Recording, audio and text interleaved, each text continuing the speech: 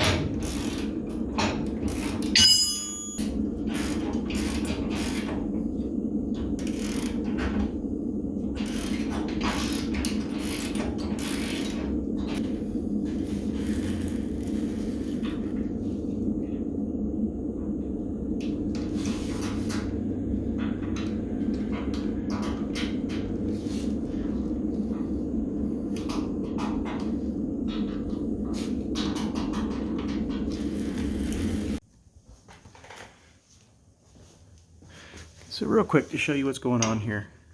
This is a hole from the frame that was here previous. Here's my pilot for the new one, and as you can see, if I were to drill, I'm going to have an issue where this is going to run into here, and I'm going to have this large tear out instead of a hole. So I'm going to cut a slug for this. I'm going to weld a slug in here, even though I was avoiding welding in this area at all cost. And then I'm going to drill that hole out and then get this thing bolted in. So here's the original piece of frame, and then I just cut a little piece out of it, just a little plug. And I can put that in that hole. I'm just going to take the paint off right there and then weld that little slug in. Should fit right into here. Give me a nice little area to. So after getting the hole welded in, you can see some of the paint kind of bubbled from the heat. I try to keep the heat down as low as possible, but I hit this with some spray paint. I shot inside all of these holes. So then I can just bolt that C-notch kit back onto here. Fit that into place. Got the bump stop in. Just need to tighten that nut up. You can see the area that I had to weld up, and then I just hit it with some spray paint. So just to show you, I got both of these bolted in, and they're complete. So, like I said, this is going to be extremely strong. The strength comes from this vertical portion right here, and this metal right here is going to have more strength than the original section of the frame. What I'm concerned about, though, is just it overall creating a weak point in the frame. Where it's cut, it's obviously more narrow right there, and there's still a bunch of metal to hold it in place. And thankfully, the way that this frame works is there's mounting points here and back here at the front and the back of the springs. So this point right here doesn't actually take a whole lot of stress. I just need to be able to keep it from buckling, which I think that with what I'm doing, this will be just fine. And then real quick, just to show you, got the new wheels. I don't have the fronts on yet, but got the new wheels. These are 17s. Chose to go with 17s because I don't want to deal with 20s. And I think that 17s are going to give it a more of a muscle car kind of look. So I've got that's a rear, and then there's the front. So they're nice and staggered. I think it'll give it a really nice appearance. I think it'll sit where it's supposed to, hopefully. Next thing I'm going to be doing in the next video, the follow-up to this one, is going to be the drive shaft. Custom drive shaft going in. I have to measure for that. And then I have to adjust the pinion angle. And so to do that, I've got some new spring perches. And that'll be the follow-up to this one. That's what the next thing I'm going to be working on. Trying to get that drive shaft in. Once I get that drive shaft in, I'm going to be working on the front runner system. So all the pulleys, power steering pump, and all of that. Get all that plumbed in, exhaust, and then of course the wiring harness. And then see if we can actually get this thing to fire up and even take it for a cruise just around the block. Still a ways off though. Very, very long way off from doing that. But I've got most of what I need as far as the bare bones chassis is concerned. So I appreciate you watching. Stick around. I promise you there'll be more coming up. Hopefully there won't be as big of a time gap. I've just got a lot of stuff going on around the house too, and the property that I'm working on. So sometimes this takes a back seat. But I appreciate you guys being patient with me. Like I said, subscribe, because I promise you I'm going to keep pushing this until it's done someday, and there's still a lot to do. So I'm trying to keep these videos as nice and neat as possible, and hopefully they're entertaining and informative. If you have any questions, feel free to ask, comment me, message me on my Facebook or my Instagram. It's a great way to get a hold of me. And I'll answer any questions that I can about anything that I've got going on here. So again, thank you for all the support, and I'll catch you guys in the next one.